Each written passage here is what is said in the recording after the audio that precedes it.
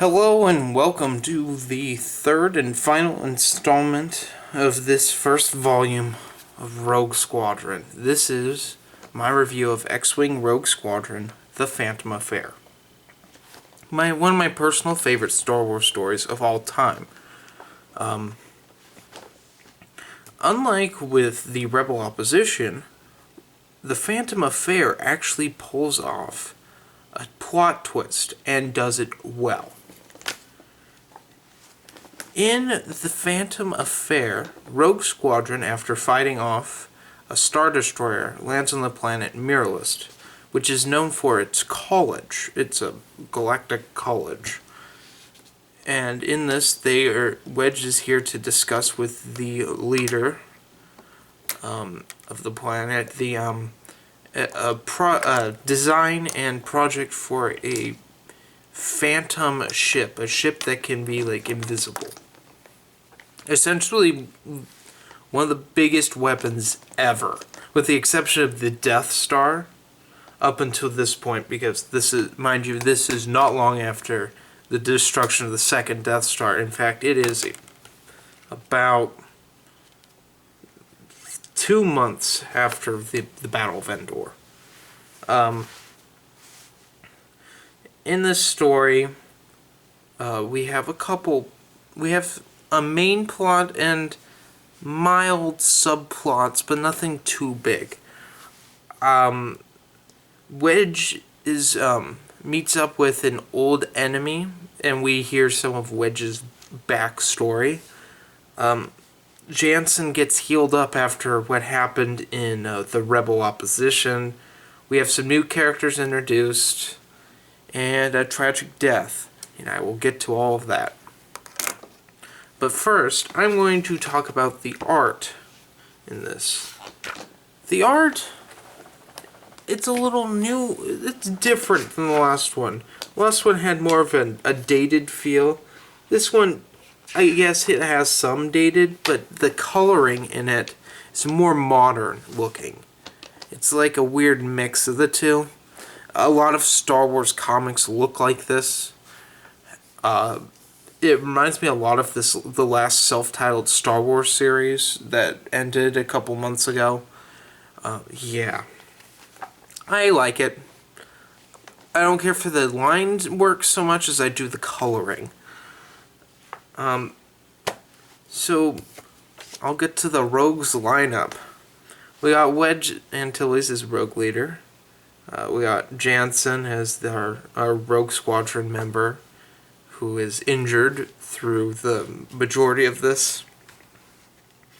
We have Plur, who is actually very tolerable in this volume. Instead of being what she was in Rogue Leader, which was this arguing asshole who tried to undermine all of Wedge's orders, she's gone to a wisecracking, just very dry humor character, and I like her much more. Tycho, who has a bigger role yet again has a big role in The Phantom Affair.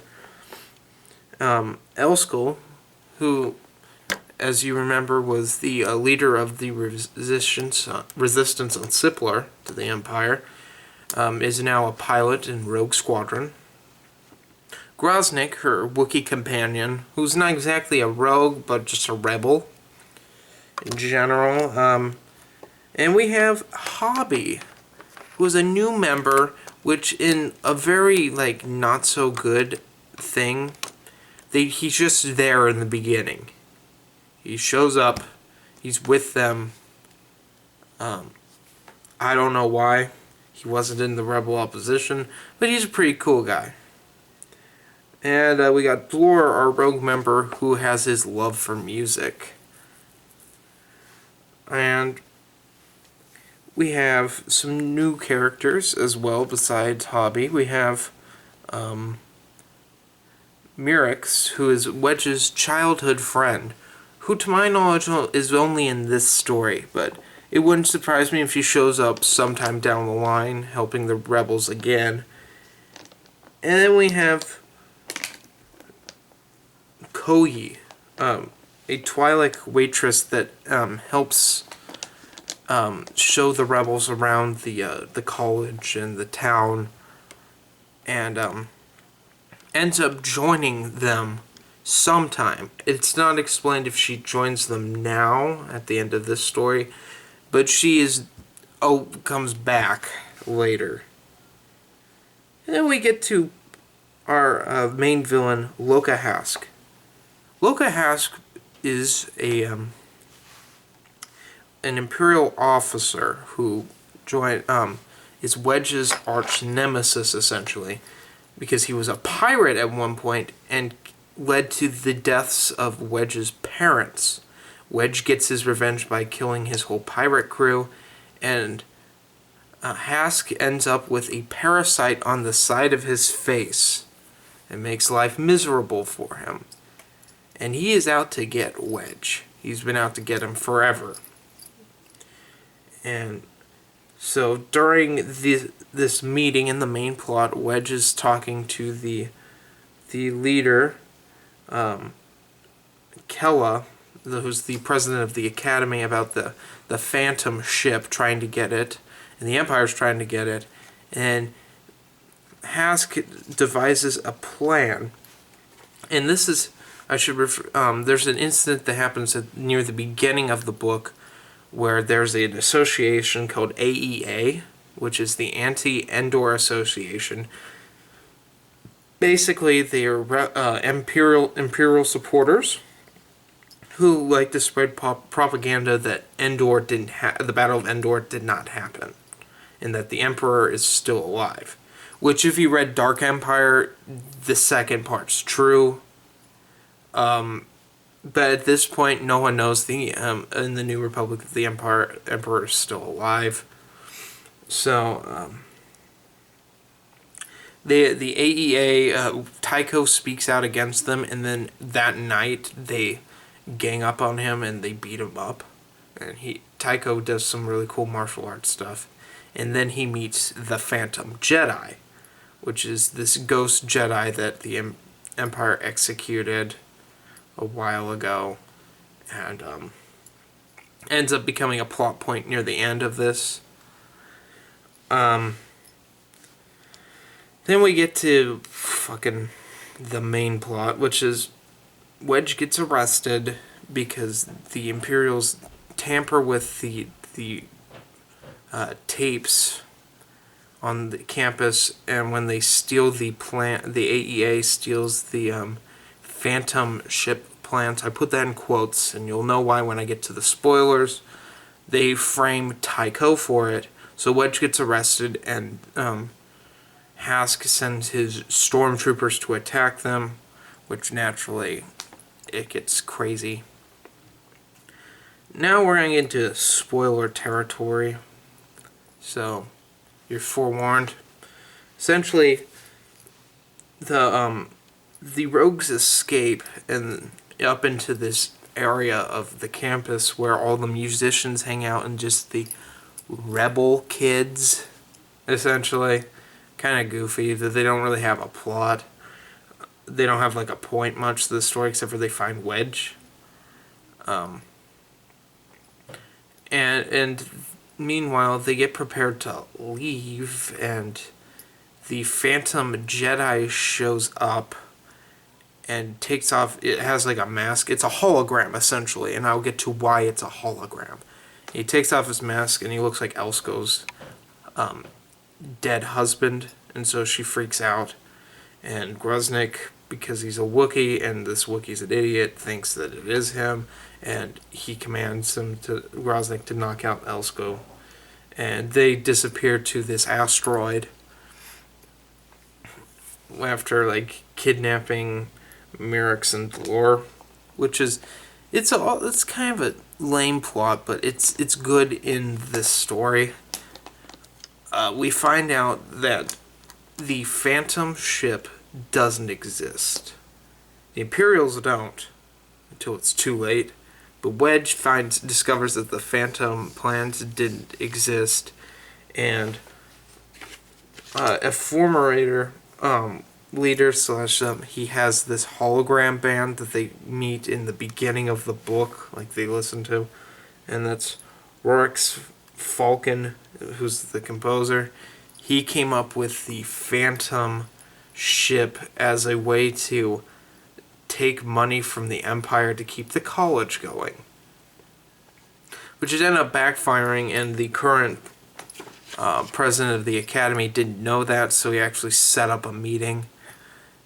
And, well, Wedge knows this, and that's why he's on the planet, but no one else did, which is, it's weird, but it reads well. It's just, and so we end up with the Imperials finding this asteroid, and they kill Falcon, which sends Groznyk into like a rage, and he kills all these stormtroopers, and then leads to Groznyk's death at the hands of Hask,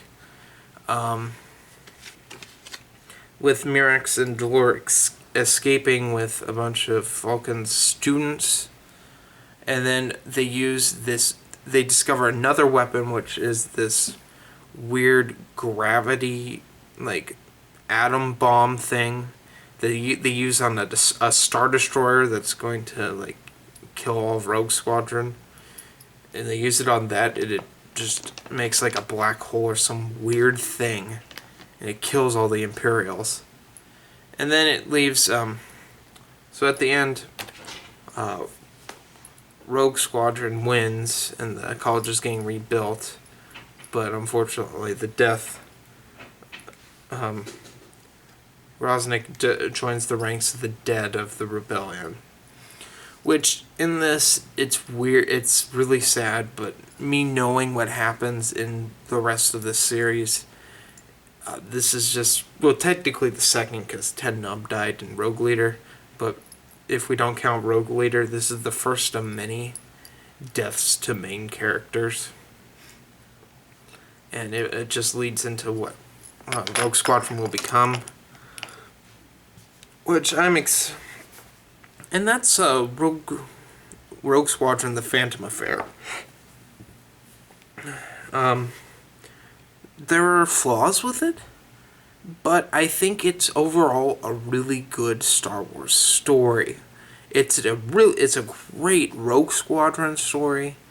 There's some great moments. There's some humor in it. There's dark stuff. It's a perfect blend of what I like to think of X-Wing Rogue Squadron. How you collect this one? Yet again, this is hard to collect. You can get what I recommend, the Star Wars Omnibus X-Wing Rogue Squadron Volume 1. It's collected as the last story in here. Which you also get Rogue Leader, the Rebel Opposition, and a guide to most of the characters of Rogue Squadron that are in these volumes, and in the next two Omnibuy. You could also get the Phantom Affair trade that exists, but that's really hard to find. In fact, I've never seen one in person before. And I think the easiest way to collect it is I just bought it in single issues. So if you see my comic haul this week, that will be included in that.